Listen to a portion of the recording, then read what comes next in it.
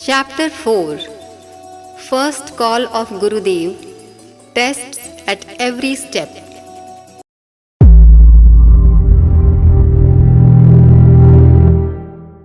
The matter of Gurudev's invitation to the Himalayas went on increasing like Matsyavatar. There is a story in the Purana that a tiny fish happened to enter Brahma's kamandalu water pot. When Brahma took water in his palm for sipping, it magnified and covered the entire palm. Brahma dropped it in a pitcher where instantly it became double the size of the pitcher. Then Brahma threw it in a nearby pond where it outgrew the dimensions of the pond. Finally, Brahma released it into the ocean where the tiny looking fish magnified itself to cover the whole of the ocean. It was then that Brahma understood the mystery that the tiny fish was the incarnation of Visnu. Brahma then praised the Lord and sought his directions. The Matsyavatar, Vishnu incarnated as fish. The chain of events in my life was almost similar. My spiritual life commenced when Gurudev got me initiated by Malviyaji, who had performed my Yagyopavit, that is sacred thread ceremony, and had explained to me the procedure of Gayatri Jap. I was then a small child, yet I regarded it as a gospel truth and followed it strictly without any interruption. I followed the principle of no food without sadhana. This will continue till the last breath. Thereafter, at the age of 15, I had the vision of Gurudev in the form of light. He had directed me to perform Gayatri Mahapurushcharan sadhana for 24 years so that I may become a true Brahman. I was also directed to visit the Himalayas from time to time, as and when called, to get myself spiritually recharged after undergoing rigorous tests. After each such encounter, I was entrusted with new and greater responsibilities. Whenever I stumbled, Gurudev picked me up in his arms. Hardly an year had passed after my first darshan of Gurudev in my room of worship on Basant Parv in 1926, when I received a telepathic invitation in early 1927 to visit the Himalayas and meet him again on Basant Panchami Parv. The first pilgrimage lasted for about a month. Although I was not in any haste, I was eager, no doubt, to see that which till then was unseen. Others would not have even thought of visiting that region in that season of peak winter and face the hardships, loneliness, and danger from wild and ferocious animals. My higher self had to wage a stiff battle against phantoms of fears, safety, security, and disinclination to risk hazards for noble aims.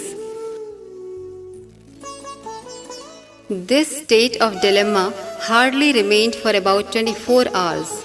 I informed my family members and started for the journey exactly the next day. They kept mum because they knew that my decisions did not change. It has been my practice throughout life, like Matsyavatar, to appear in toughest tests and come out of them with flying colors. My first invitation to the Himalayas was my first experience of its kind. I had no prior information about hazards which I would be required to face there. In those days, there was road and bus conveyance facility from Devprayag up to Uttarkashi only. The entire track after Uttarkashi had to be trodden on foot. The distance between Rishikesh to Devprayag had also to be done on foot. I had no experience as to what essential luggage should be taken, which could be carried in a backpack. I had taken some more luggage, which I had to distribute to co-travelers, and I retained only that much which was essential and which I could carry while going on foot. Gurudev wanted to test me whether I had the capacity to face adverse circumstances. Anybody else placed in those circumstances would have become nervous, turned back, or would have fallen ill. But Gurudev wanted to practically teach me that adverse circumstances could be faced and made favorable if willpower was strong. For achieving something significant in life, one has to be strong in spirit. It is said that in old days, Rishis used to live in this region between Rishikesh and Gomukh, and the region above Gomukh was the abode of gods. Circumstances, however, changed after the Ice Age, and gods withdrew into their astral forms, and they still roam in the astral space. Rishis of yore shifted to the region above Gomukh. The region below Gomukh is now visited by tourists. Although there are some cottages here and there, it is rare to find any person who may be called a Rishi in the region below Gomukh. I had heard that Siddh yogis, that is enlightened saints, lived in caves situated in the upper Himalayan region, but I did not find any proof of it. It is an inhospitable region, and it is well nigh impossible to physically survive there over a long period of time. Casually, people do visit, but they do not stay there. I came to know from sadhus whom I met that they were there out of sheer curiosity in the hope of getting something miraculous from someone. They had no philosophical background, and their lifestyle was hardly that of an ascetic. After a brief acquaintance, they used to express their wants. I felt unhappy and marched ahead, wondering how such people could provide spiritual inspiration to the pilgrims.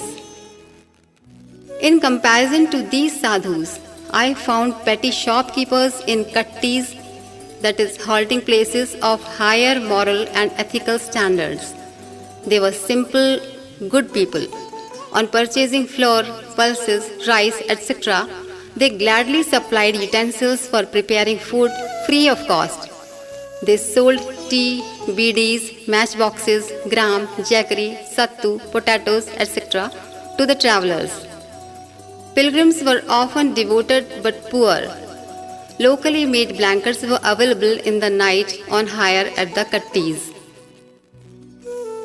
Cold season and walking on foot, both these were difficult tests. Residents of these places used to shift in this season to the lower regions for their livelihood and for grazing their cattle. Similarly, sadhus and hermits also shifted to lower regions to escape the unbearable intensity of cold, icy weather. There used to be utter silence in cottages in the villages. I had to undertake my pilgrimage under such difficult conditions from Uttarkashi to Nandanvan.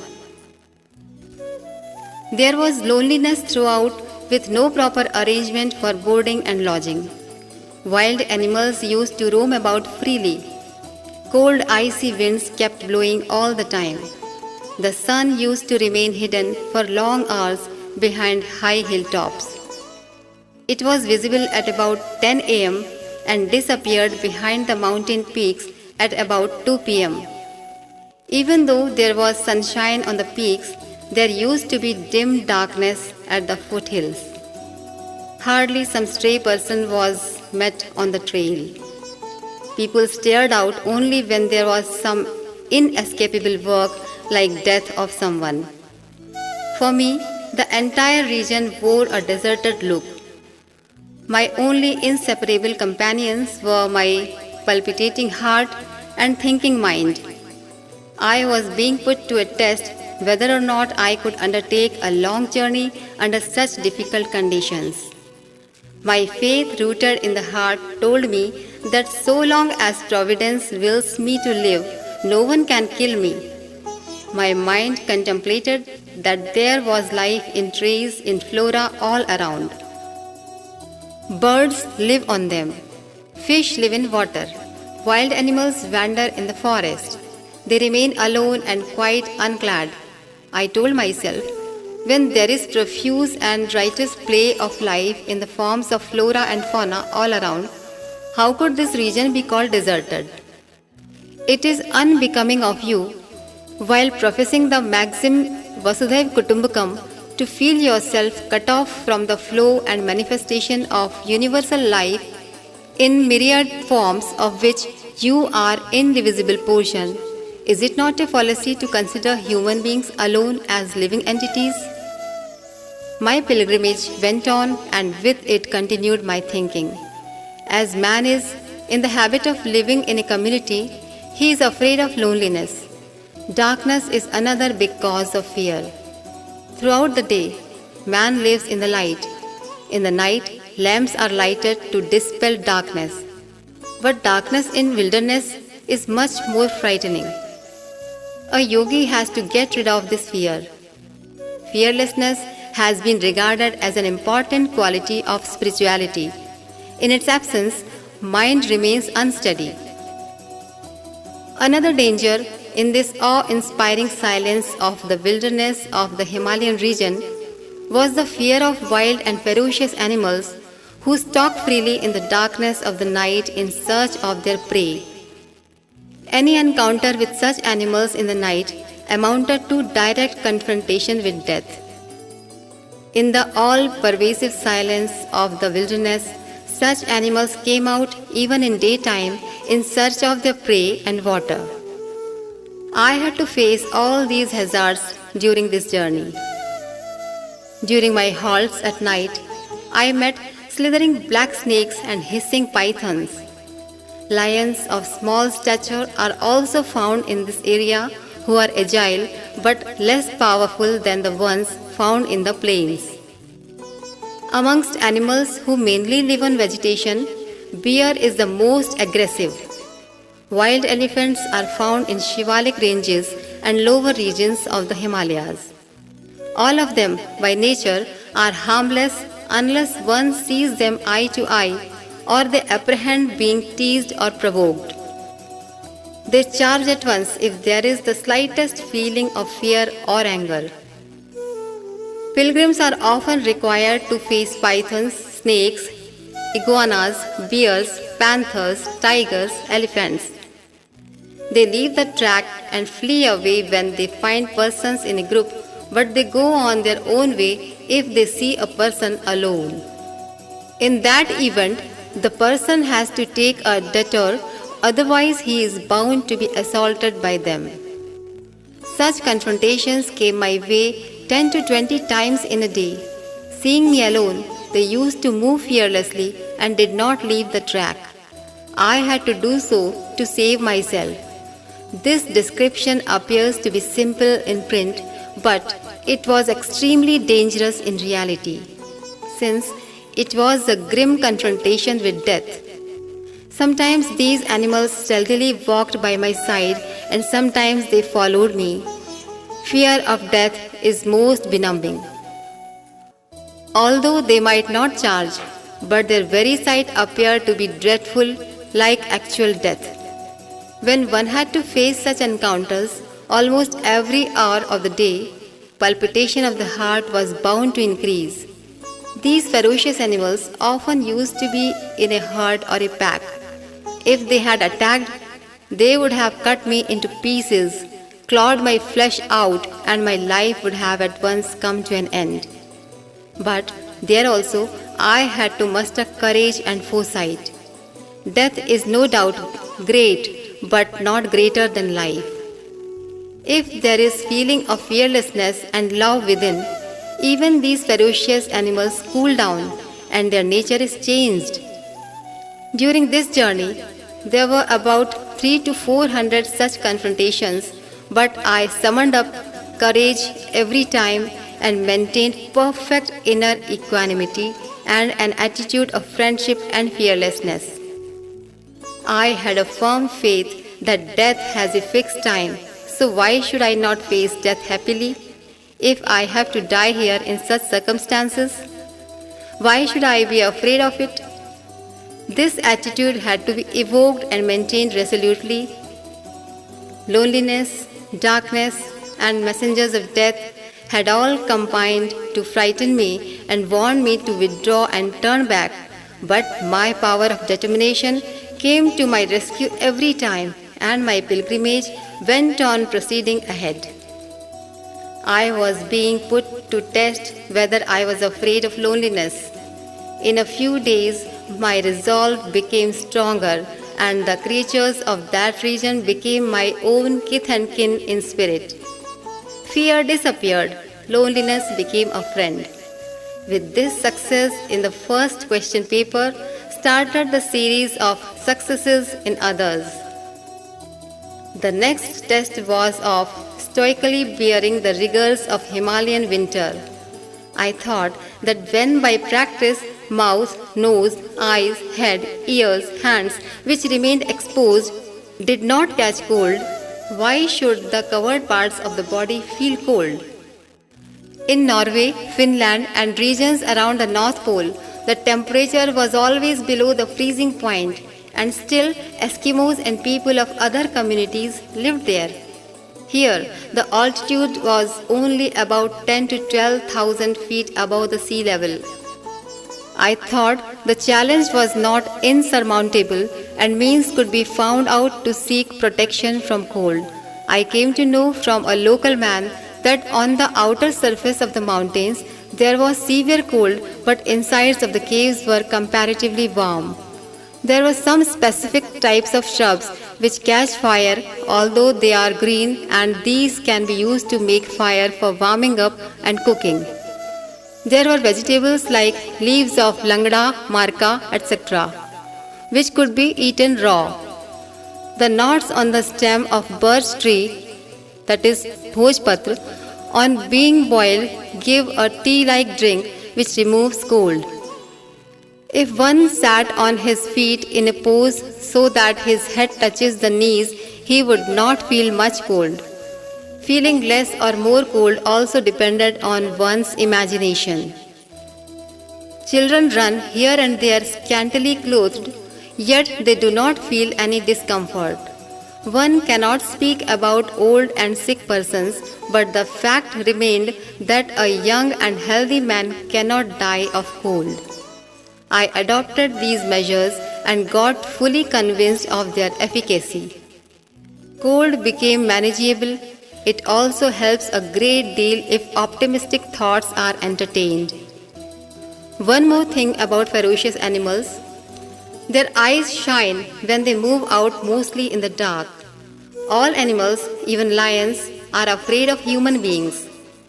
If a person is not afraid of them and they are not teased, they do not attack human beings. They can thus be befriended. In the beginning, I was afraid of them.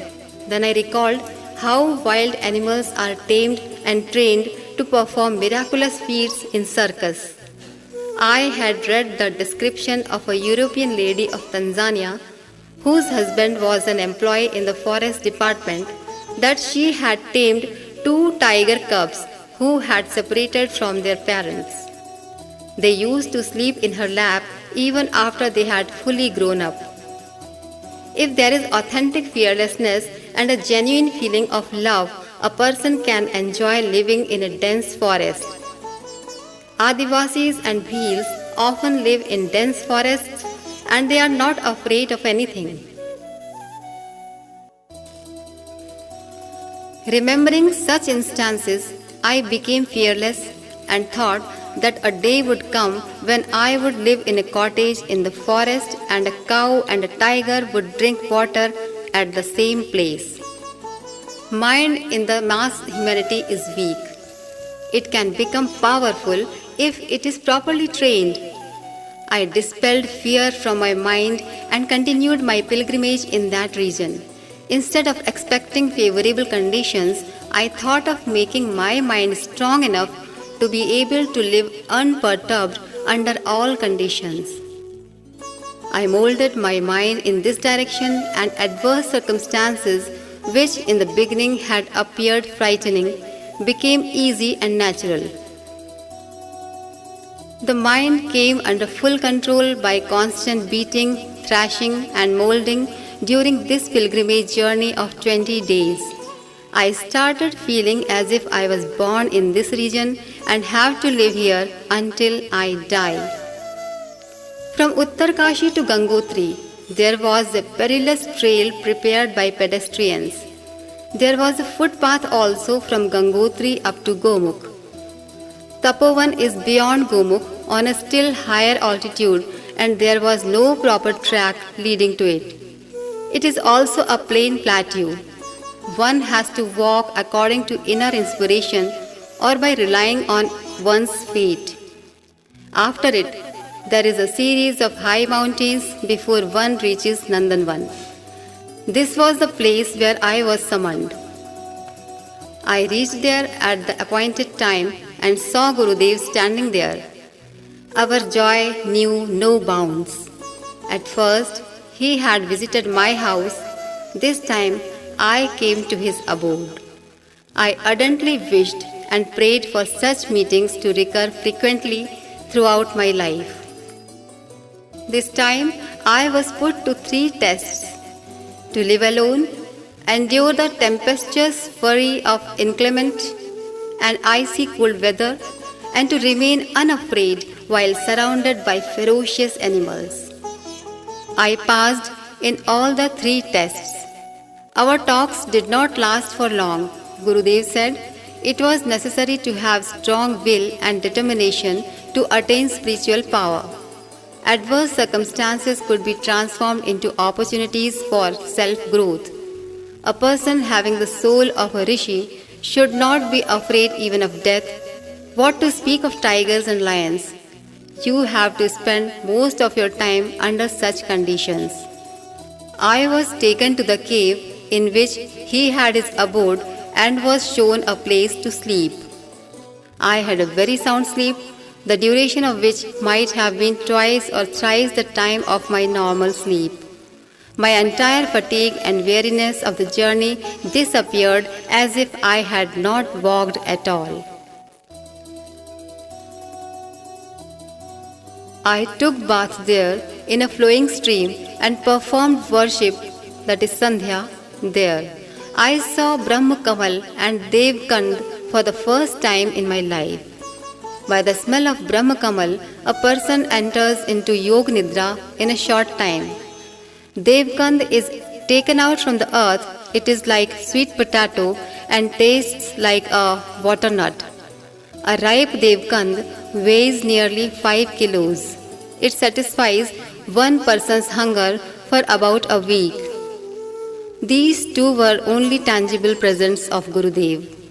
One helped in eradicating physical fatigue and the other in infusing the mind with high spirits. My life, its legacy and message. Hamari Vasiyat और विरासत. Author Shri Ram Sharma Acharya.